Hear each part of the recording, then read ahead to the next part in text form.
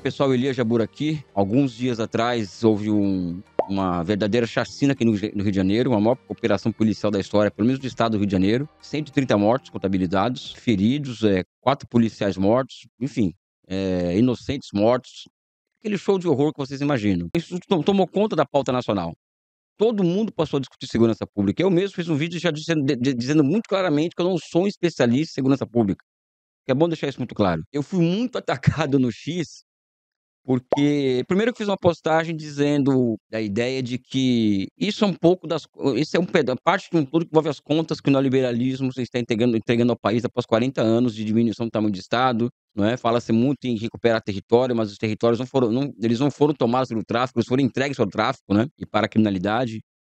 Então isso é um sintoma mórbido de falta de presença do Estado. E aqui não é falar que não tem escola na favela, não tem creche na favela, não é isso. O hospital. Quando eu falo presença do Estado no território, eu falo inclusive de um Estado que seja indutor da economia, um Estado que seja o operacionalizador do princípio da demanda efetiva, um Estado que opere de fato um capitalismo nacional, né? Capaz de criar oportunidades para milhares de pessoas, oportunidades industriais e em serviços tecnológicos. Ou seja, você vai criando capacidade de mobilidade social numa sociedade e isso certamente enfraquece o poder da criminalidade, né? E a criminalidade, o poder dela se assenta em cima da impossibilidade das pessoas terem um horizonte. Mas isso é um assunto que vai tratar daqui a pouco, tá? O tema hoje aqui, evidentemente, que é Projeto Nacional de Segurança Pública, porque é um tema que é parte do Projeto Nacional de Desenvolvimento. A gente vai tocar nesse assunto, mas sem antes responder aqui aos nossos haters, né? Eu, por exemplo, após eu ter gravado esse vídeo, que foi para o Instagram e para o X, vem aquelas respostas, né? Como que a China lida com a criminalidade? Você paga pau para a China, mas a China enfia o cacete, tem pena de morte, e aqui no Brasil você quer que passe a mão na cabeça de bandido? Pessoal, menos, né? Primeiro que a China fez uma revolução em 49, né? Então, o conteúdo de classes de Estado na China, do Estado chinês, é completamente diferente do conteúdo de classe do Estado brasileiro. Na China tem a pena de morte, que não entra no mérito, que já tive até polêmica em cima disso. A pena de morte atinge diretamente bilionário na China. Milionários são condenados à morte na China. Você não vê operações policiais na China a céu aberto atacando bairros populares de Pequim ou de Xangai. Aliás, você nem vê operações policiais na China, até porque a polícia na China, né, ela mal anda armada no país, né? O que acontece são milhares de operações policiais que ocorrem na China, em que é utilizada amplamente instrumentos de inteligência para tal. Então, todos os bandos criminosos chineses que foram desmontados nos últimos 10, 20, 30 anos, não teve uma operação militar, policial militar, assim, espetacularizada, nada disso. Não teve nenhum inocente morto, não teve 100 pessoas mortas simultaneamente. É uma outra coisa, China. No caso brasileiro, o Estado nosso ele tem um controle de classe muito claro, e é evidente que eles vão atacar as áreas pobres, porque não é uma questão de enfrentar a criminalidade, assim, controlar a população pobre, né? E não vão atacar diretamente os chefes do tráfico, né? Ou os grandes chefões que não estão na favela. Isso aqui não é bravata, pessoal. Isso não é bravata, tá? Não estão na favela os grandes chefões do tráfico de drogas. Mas voltando à China. O Partido Comunista chegou ao poder em 49, e aí sim, em 49 houve, durante uns 5, 6 anos, um processo de repressão pesadíssimo sobre o crime organizado. Até porque a China em 1949 tinha 1/3 da sua população masculina viciada em ópio. Então o tráfico de ópio ele era algo muito mais entranhado nos poros da sociedade do que o crack no Brasil, por exemplo, né? Então ali a repressão policial e a repressão do Estado chinês contra o crime organizado foi implacável, né? Então, esse é um ponto fundamental. Não comparem o Brasil com a China, pelo amor de Deus, não compare Estados Unidos com a China, né? Sabe? A China é uma outra história. A China não tem, vou repetir aqui, a China não faz operações policiais em bairros populares. Polícia na China, mão anda armada. O que a China faz são grandes operações de inteligência, por exemplo, em Xangai. Eu sei porque aí é uma questão de vivência pessoal. Em Xangai, se você roubar um celular na rua, se o celular for pego na rua, você for assaltado, em menos de 15 minutos essa pessoa está presa. Se tiver um grande assalto, vamos fazer de conta que consegue entrar um bando armado em Xangai e fazer um assalto. Ninguém sai da cidade em menos de meia hora. Uma cidade muito grande. E as fronteiras da cidade são fechadas em meia hora. E outro ponto que é interessante para confrontar o bolsonarismo. O Bolsonaro, até um tempo atrás, estava dizendo que, olha, todo mundo tem que comprar um fuzil. E uma das características da Revolução Chinesa foi o quê? Desarmar a população. Ninguém anda armado na China. a não ser a polícia e o exército, as Forças Armadas. É o oposto, pessoal. É o oposto. Isso é interessante colocar, por quê? No caso brasileiro, né, uma das perguntas que se fazem muito, qual que é? De onde que vem tanta arma, né? De onde que o que que alimenta, né, esse do ponto de vista de armamento, crime organizado? Pessoal, nós traficamos armas, contrabandeamos armas do Paraguai, nada contra o Paraguai, muito pelo contrário, um grande país sério, vamos dizer assim, um Estado nacional, enfim, sério. Vou entrar aqui no mérito sobre o Paraguai, mas o fato é que é do Paraguai que chega a grande parte das armas do Brasil. Teve um ano, no Paraguai, em que sumiram 17.000 armas, entre fuzis e pistolas. E onde foi parar esse aparato todo? Parar no Brasil, né, no Rio de Janeiro. Esse é um ponto. Outro ponto, no Brasil existem mais de 800.000 CACs. CAC é aquela sigla, né, dos pessoal que é caçador, atirador, enfim, que foi implantado por Bolsonaro. Esses 800.000 CACs, são vários os casos desse pessoal que vai em delegacia fazer BO porque sumiu a arma deles. Quem me garante que boa parte desses CACs, patrocinados por Bolsonaro, não estava esquentando as armas por parar na mão de traficantes? Então, acho que esses são dois pontos fundamentais. Enquanto as armas não são, a população foi completamente desarmada e no Brasil se incentivou a armar as pessoas, e nos Estados Unidos, aqui no Brasil, criou-se uma forma, um instituto legal em que alguém pode andar armado, né? E esse instituto legal acabou se transformando no quê? Uma forma de esquentar as armas para o tráfico de drogas no Brasil, para as redes criminosas, a milícia, tráfico, PCC, etc, etc, etc. Então não compara, pessoal. O X virou um esgoto, né? O X virou uma coisa eu não sei nem o que eu faço mais naquele lugar, entendeu? Porque é esgoto puro, né? As pessoas se acham tão inteligentes que, e aí, passa pano para a China, mas para o Brasil tem que passar pano para bandido. Na China não acontece desse jeito. Só vamos estudar, né? São duas realidades completamente distintas, dois conteúdos de classe de Estado completamente distintos. E aqui no caso brasileiro, tem casos que tem alguns dados interessantes. As maiores apreensões de armas e drogas feitas no Brasil não foi feita em favela. E aqui eu não estou passando a mão na cabeça de criminoso, não estou passando a mão, não é nada disso.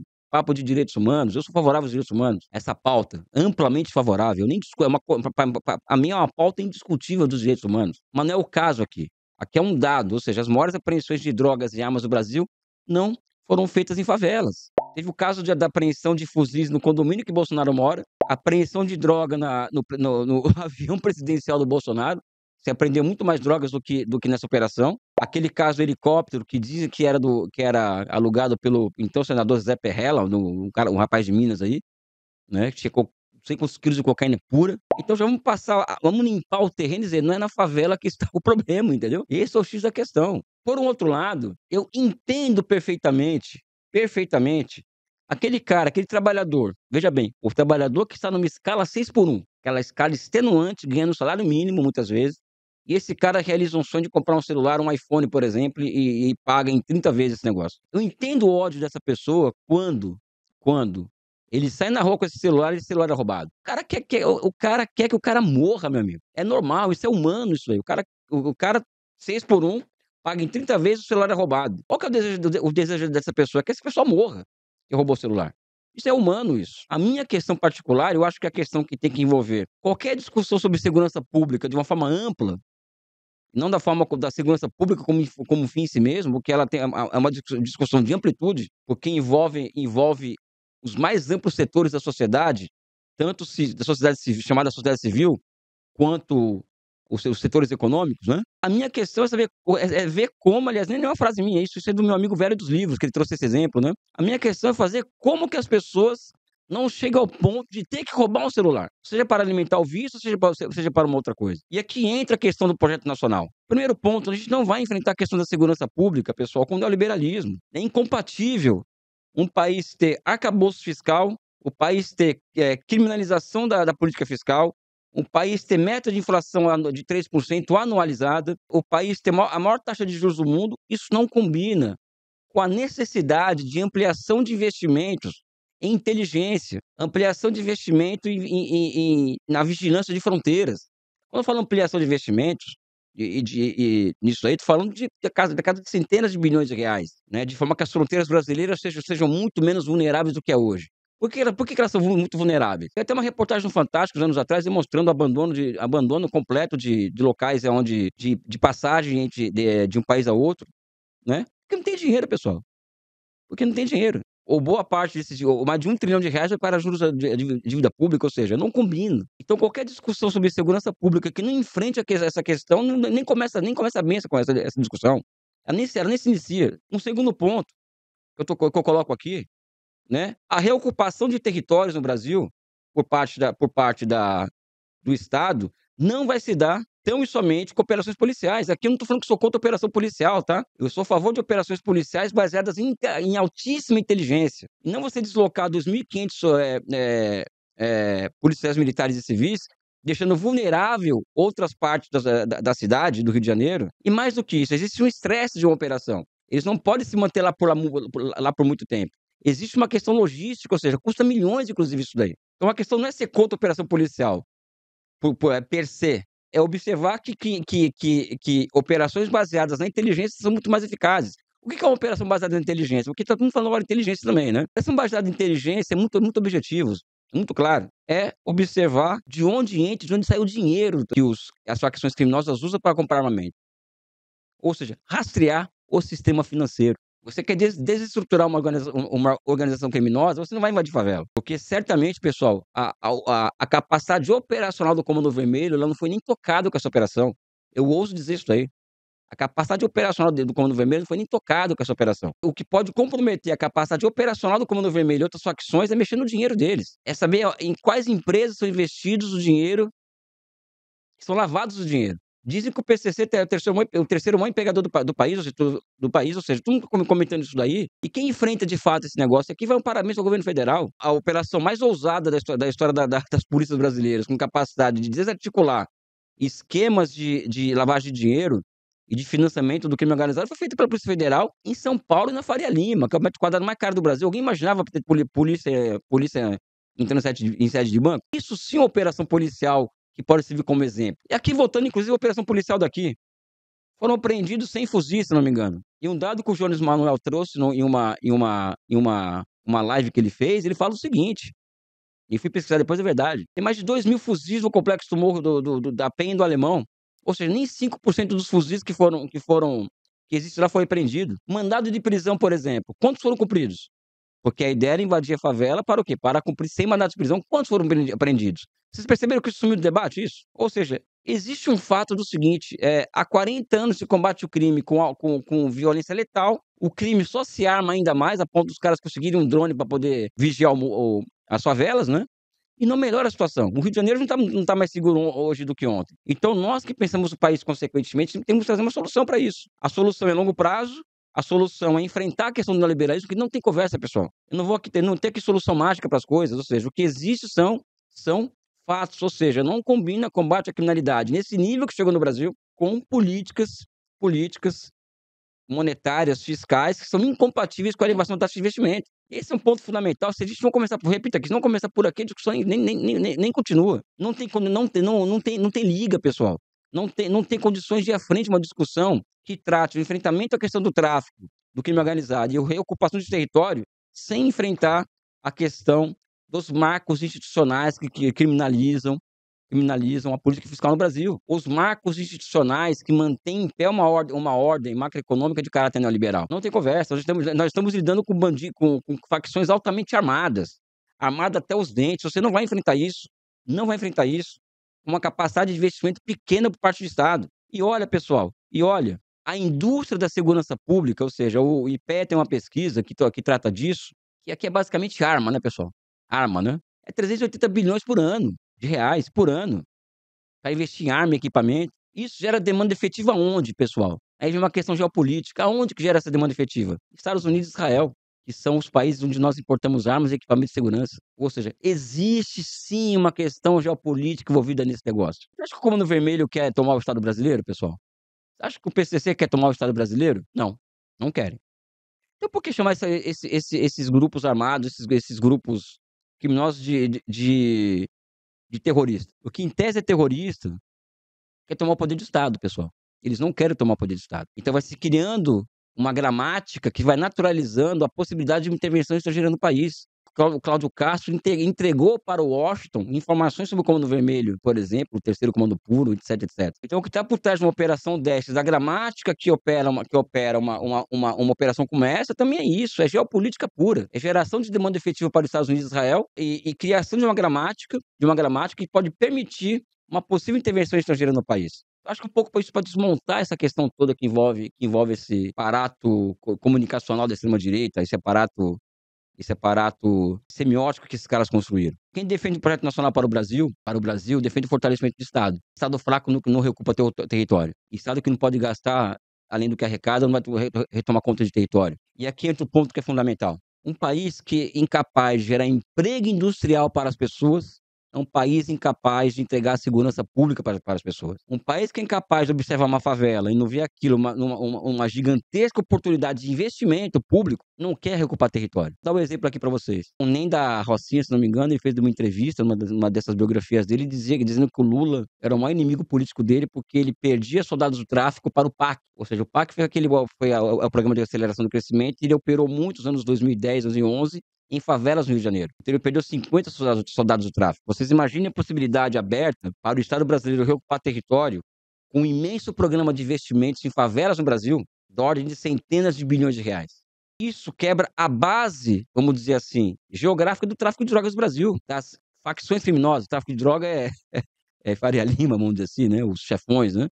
Você quer quebrar a base geográfica deles. E o Estado reocupar o espaço nas cidades, reocupar o seu território, passa por intervenção urbana.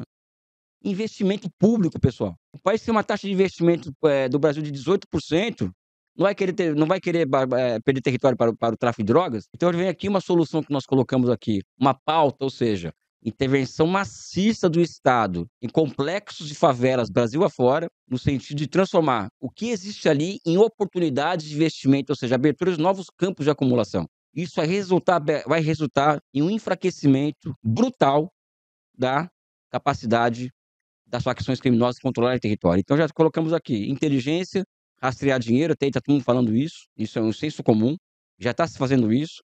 Trazemos um elemento novo aqui que envolve a transformação de favela em oportunidades de investimento e abertura de novos campos de acumulação de economia, ou seja, investir centenas de bilhões de reais na reurbanização de favelas, na urbanização de favelas, né? Construção de casas, etc, etc, etc, ruas. Isso vai diminuir muito a capacidade dessas organizações criminosas controlarem os espaços das favelas. E aqui, pessoal, aí não tem muito jeito, né? Não tem muito jeito. Reindustrializar o Brasil. A relação Projeto Nacional de Segurança Pública no Brasil passa necessariamente por um objetivo estratégico de reindustrializar o país. Criminalidade e fascismo andam lado a lado. No caso da Bélgica, a Bélgica é um país que está caminhando a passos largos para ser um narco-estado. Chamado narco-estado, a Bélgica. Porque a Bélgica é um país que foi diminuindo o tamanho de Estado até virar o que está virando. Quando você diminui o tamanho de Estado, você diminui a demanda efetiva para a sociedade. Ao diminuir a demanda efetiva, você destrói a indústria. Então, a necessidade de uma reindustrialização do Brasil acelerada é funcional para a criação de mobilidade social. Aquele jovem lá, ele vai ter a opção ele vai ter uma outra opção no seu aviãozinho do tráfico, vamos dizer assim, para ser um menino com sonho de futuro para trabalhar em uma indústria, né? Trabalhar em uma Big Tech nacional, trabalhar em uma empresa brasileira de semicondutores, realizar os sonhos de ser analista de sistema, por exemplo, né? Isso é da época antiga, TI, integrado à indústria, ou seja, esse país precisa criar oportunidades de empregos industriais. E aqui tem complexo de gás e petróleo, complexo industrial da saúde, investimentos em infraestruturas, retomar a indústria mecânica pesada, retomar a indústria de construção, ou seja, tudo que foi destruído nos últimos 40 anos tem que ser reconstruído. Isso tudo são várias camadas, ou seja, elevação da capacidade de vigiar a fronteira, investimento, reindustrialização, reurbanização, favela como oportunidade, rastrear a finança do tráfico e do crime organizado.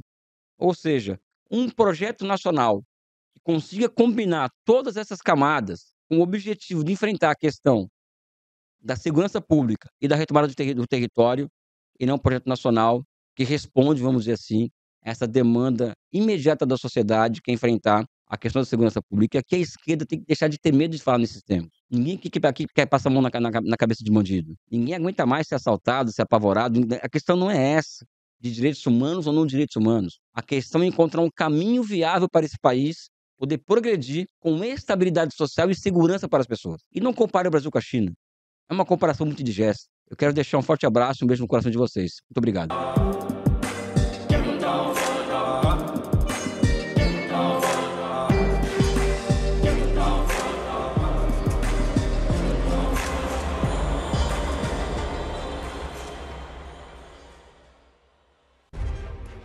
Olá, olá, olê, olê, olê, olá. Eu sou o Lindener Pareto, historiador, e tenho um convite especial para vocês para acompanharem o Provocação Histórica aqui nos canais do Instituto Conhecimento Liberta.